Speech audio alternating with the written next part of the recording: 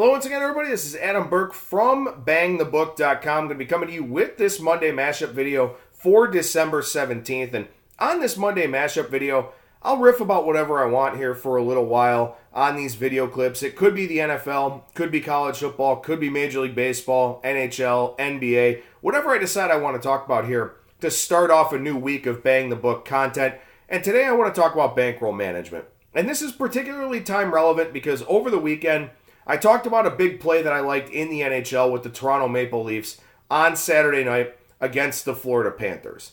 And as we know, Toronto lost that game in overtime 4-3. Now, there was a method to the madness for that game. First of all, I liked the way Toronto played on Thursday night against Tampa Bay. Had a lot of shots on goal, had a lot of high-quality shots on goal. But Andrei Vasilevskiy played very, very well for Tampa Bay in his first game back. And you know what? Sometimes you run into a hot goaltender. He's going to steal a couple points for his team. That was kind of the case there in that game for Toronto. So I liked them on Saturday in a bounce-back spot. And also because the moms were on the trip. The Toronto Maple Leafs mothers traveling with the team down to Florida. And figured it was a very good spot for Toronto. It didn't come through for us. I'm certainly upset about it. And I know that viewers and Bang the Book followers were also upset about it. We got some negative feedback from that play, and I certainly understand it. But it's very important to keep in mind that no matter how much you like a play, you don't want to step out too far making that play. So I want to talk about bankroll management here on today's Monday mashup video, and something that I think works really, really well is a 3%, 4%, 5% spread with your bankroll. Now, in an optimal situation, you're going to be able to calculate exactly what your perceived edge is and then use a fraction of Kelly criterion to determine your bet size. That's what a lot of the modelers do, what a lot of the database people do, and that's great for them. And they certainly have the ability to do that because they're calculating, exactly what they expect their perceived edge to be. For the vast majority of bettors, for the vast majority of Bang the Book Radio listeners and BangTheBook.com readers, you're not able to do that. And I'm not a modeler either. I'm not a database guy with the things that we've got going on at BangTheBook.com. I just don't have time to put together all of those types of things. So I adhere to the 3, 4, 5% bankroll management style. Maybe this doesn't work for you. Maybe this is something that you don't want to do. But whatever may work for you or may not work for you, you certainly want to consider all of the different options that are out there. And with the loss stepping out on a big play here on Saturday, I wanted to talk about this here on this Monday mashup video because, look, you're going to find a play that you absolutely fall in love with. And it's going to happen. I guarantee it happens a lot over your handicapping career. And you're also going to lose some of those. Because when you think about it, a play that you really, really like, let's say maybe you have an extra 2.5, maybe even 3% edge on that game. So that takes you maybe to what? If you're a 54% handicapper, maybe that game's going to come in 57% of the time, maybe 58% of the time on the high end. So even though you really like that play, you're probably going to lose that play 35 to 45% of the time on average. So you don't want to step out that far with your bankroll. And that's why for my Major League Baseball picks piece during the Major League Baseball season, I've got a 1%, 2%, 3% scale with a 4% on plays that I really, really love. And this is important because a lot of people can handicap a game. A lot of people can break down a game, preview a game, use all of the resources that are out there for you to feel like you've got a really good edge on a certain handicapping matchup. But it's bankroll management that really is the deciding factor in a lot of instances between people that are long-term winners at this and people that aren't. Because you have to understand that even the best in the world, the most consistent handicappers may be 55, 56, 57%, something like that. The reason why they're able to really maximize that edge is because of how they utilize their bankroll resources. Now, this is a little bit more simplistic of a way to look at it, but I do think something like a 1, 2, 3% or a 3, 4, 5% scale makes a lot of sense for you. So if you've got a $1,000 bankroll, it doesn't sound sexy at all to have a $30 unit size on average, but you lower your risk of ruin. And also, if you're not able to calculate exactly what your edge is, you don't want to step out that far. You don't want to put yourself in a position to have to reload because you went too heavy on one play as opposed to what you do on a lot of regular plays. So, like I said, I think this is a system that works really well for, amateur handicappers, people that take this seriously enough but don't really expect it to be a profession or anything like that. Again, in an optimal world, you'd have a database, you'd be a modeler, you could use a fraction of the Kelly criterion, but for a lot of people, it's just not feasible. It's just not something that they have the time to do with a 9-to-5 and a family and everything else that goes into everyday life, let alone the handicapping side of it.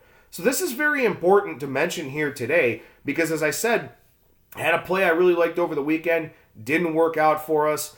You have to be able to withstand those losses because no matter how much you like a play, there's still a good chance that that play doesn't come through. So like I said, I like to use something like a 3, 4, 5% scale where my standard unit size would be 3% of my bankroll. And you want to evaluate this maybe on a weekly or a bi-weekly basis and maybe even have different bankroll amounts set aside for different sports. But you don't want to step out and suddenly have 10% or 15% of your bankroll in play on one particular game.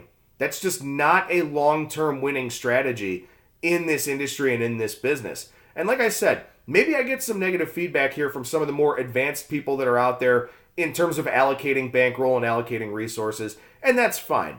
Because what I'm talking about here is something I think is a good general rule of thumb for people out there. Find a scale that works for you and bet accordingly. If you, like I said, if you've got a $1,000 bankroll, maybe a regular unit size is $30. Maybe it's, $40, something like that. Whatever you feel comfortable with putting out there, but you have to keep in mind that even if you really like a game, maybe you lever up your wager size 1% or 2% at the most. You don't want to have 10% or 15% or 20% out there on one play because there are too many things that can go wrong, too many things that you just overall can't account for. So, yes, you want to try and lever up a little bit when you feel like you have something of an edge, but you don't want to go over the top and wind up using way too big of a chunk of your bankroll. And this is important because, like I said, you're still going to lose some of those games that you really like. But the best way to account for that is to not step too far out of what you usually do from a bankroll standpoint. So I really liked that Toronto spot on Saturday. I really, really liked it. It was more of a 5% play for me, which if my standard unit size is 3%, that's still a significant increase. That's still a significant jump, because that's a game that I really liked. But again, it's also just 5% of the bankroll. So it's important to keep these things in mind. It's one of the things that separates the people that are long-term winners from the people that are not in this business. And so even though that was a play that I really liked and it lost, and I understand people are upset, and I'm certainly upset about it as well because I thought it was a really good spot for Toronto, you want to make sure that you're not putting yourself in a jeopardizing position by betting too much on that one game. Because, hey, you know what? The game still has to be played. There are still things that we can't account for. What if Austin Matthews gets hurt on the first shift of that game for Toronto? Then what? You're taking a team that was a minus 145, minus 150 favorite.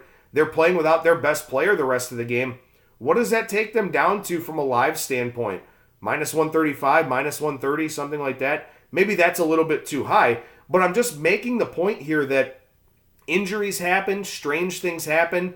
Goaltender may get hurt, may pull a groin in the first period. Then what? If you're sitting out there with a 10 or 15% play because you really like the edge on that game, and then something crazy happens that you could never account for in your wildest imagination, you're stuck.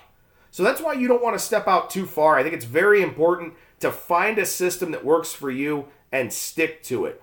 Obviously, the goal would be that you win over the long term, and all of a sudden that 3%, with your $1,000 bankroll, maybe becomes 3% of a $1,500 bankroll. Something like that. Still going to increase the unit size, but still going to be a very responsible unit size for a lot of handicappers that are out there. So I get it. I'm upset. I understand it too. But also, you want to make sure that those losses don't hurt you more than they should. And the way to do that is by making sure that you're betting responsible unit sizes, something like a 3, 4, 5% scale or a 2, 3, 4% scale. Whatever works for you, whatever you're comfortable with.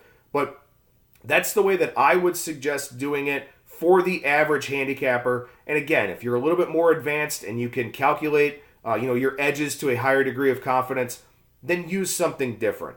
But ultimately, the point I wanted to make here with this Monday Mashup video is that you don't want to overextend yourself on any single game.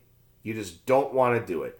And if let's say you're a higher volume person, maybe set yourself a percentage. Maybe it's a Saturday in college basketball. You're having a very good college basketball season.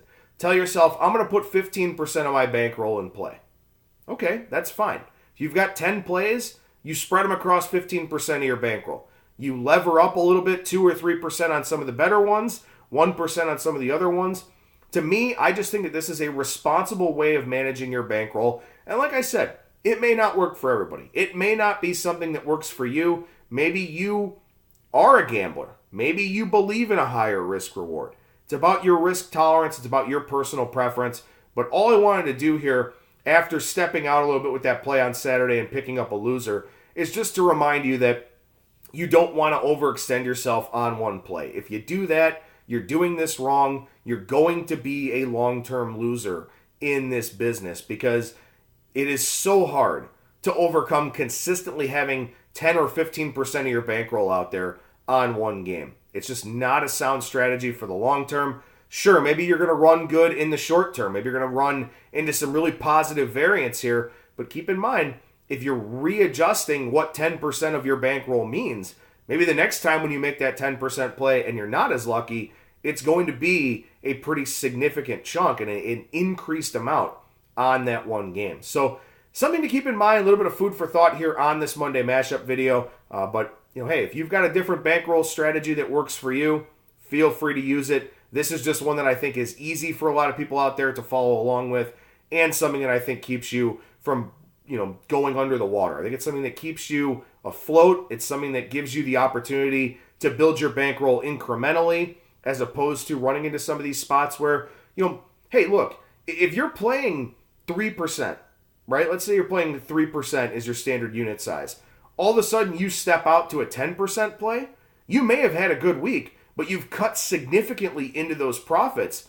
Maybe you hit, a high percentage over the course of the 10 or 12 plays that you made that week, but then you step out with a 10% play, you ruin all that hard work that you did.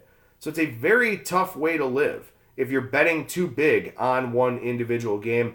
And certainly that's something that we found out about a little bit there on Saturday, or at least some people found out about. Again, maybe it doesn't work for you, but bankroll management techniques, very, very important. You can read up some more about those over at BangTheBook.com in our sports betting articles section. Some helpful tips on using a fraction of the Kelly criterion, some other bankroll management strategies, and all that type of stuff. We got a lot of good stuff going on over at BangTheBook.com. Please check it out, including the Monday edition of Bang the Book Radio here you could tune in for over at BangTheBook.com here on YouTube. Also Spreaker, Stitcher, iTunes, Spotify, you name it, you can find us there with our editions of Bang the Book Radio. So thank you so much for listening to this, everybody. And I'm Adam Burke from BangTheBook.com.